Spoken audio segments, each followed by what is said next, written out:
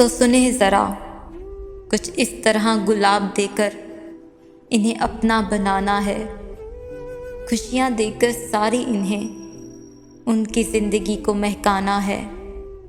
कुछ तो बात है उनमें जो किसी और में नहीं, वरना इतनी खामोशी से कभी मेरे दिल ने शोर नहीं किया। वरना इतनी खामोशी से कभी मेरे दिल ने शोर नहीं किया। कुछ चीज़ें साथ में अच्छी लगती हैं, जैसे कि वो और मैं।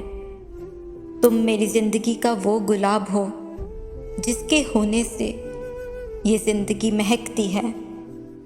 मुझे किसी और से क्या लेना देना, मुझे तो तुम्हारा वक्त और तुम्हारा प्यार चाहिए। अच्छा लगता है मुझे मेरे नाम के साथ तुम्हारा नाम, जैसे कोई सुबह जुड़ी हो किसी शाम के साथ, जैसे कोई सुबह जुड़ी हो किसी शाम के साथ, किसी शाम के साथ। Thanks for watching my video. Please do subscribe my channel and don't miss the press bell icon.